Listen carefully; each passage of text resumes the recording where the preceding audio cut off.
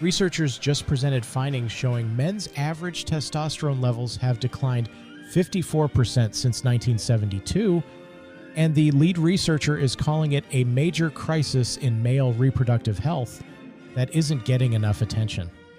A Brown University professor gave his traumatized students take-home exams out of compassion after a campus shooting, and the class averaged 96 out of 100. When he moved the final in person, the average crashed to 48, and the U.S. median home sale price just hit $440,600. While everyone was busy arguing about politics, a bunch of other things happened.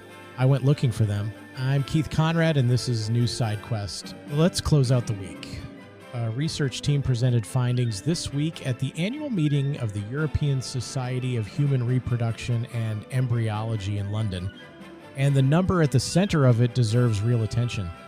Total testosterone levels in men declined by 54% between 1972 and 2019, according to an analysis of 6 previous studies that tracked more than 118,000 individuals over time.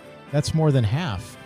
Testosterone is a hormone that plays an important role not only in sperm production and regulation of libido, but also in maintaining muscle mass and bone density, mood, energy levels, and metabolism. So the 54% decline isn't a narrow reproductive health finding. It's a broad biological signal affecting multiple systems simultaneously. On the causes, the researchers are careful not to overstate certainty, but they name the likely contributors directly.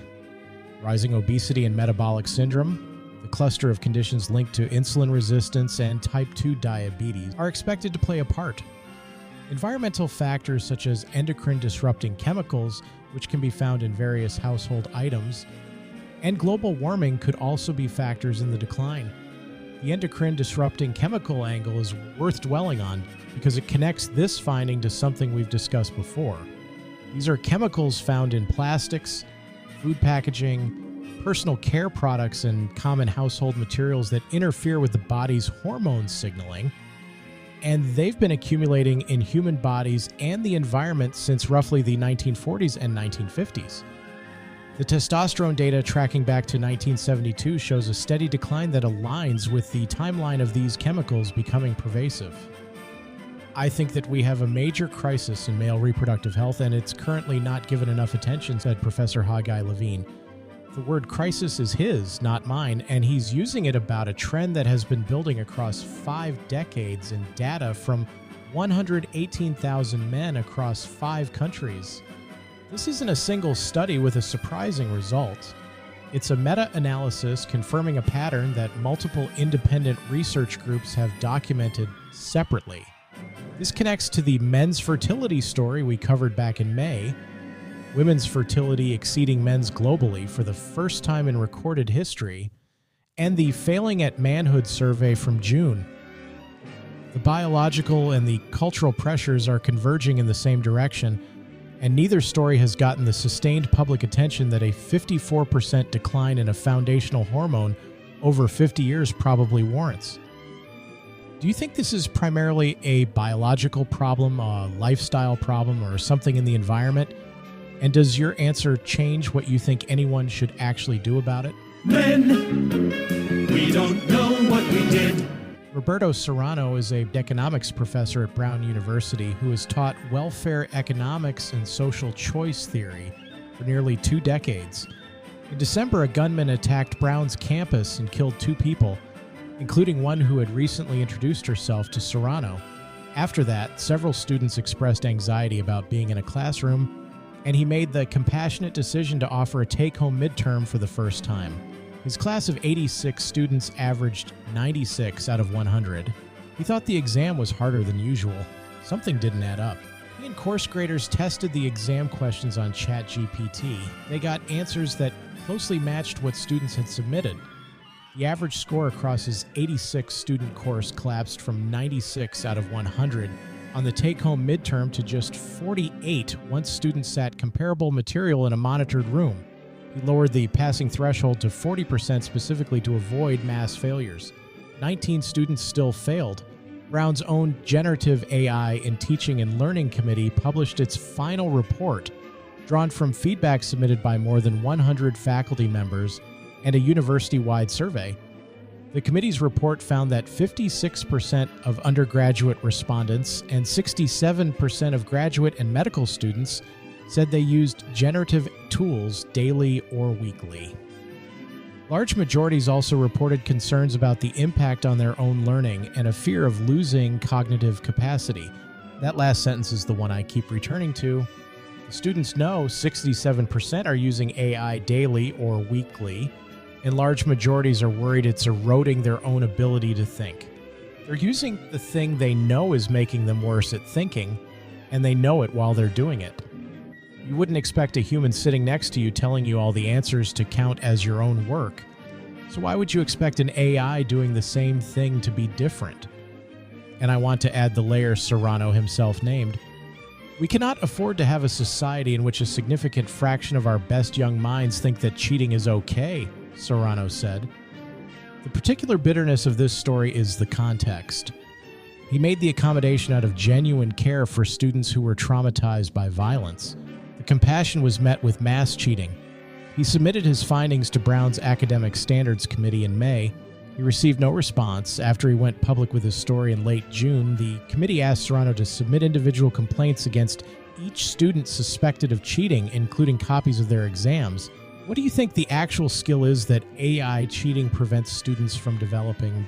And do you think it matters in a world where AI can do that skill for them anyway? Shall we play a game? The National Association of Realtors released its existing home sales data for June this morning, and the headline number is one worth putting on the record.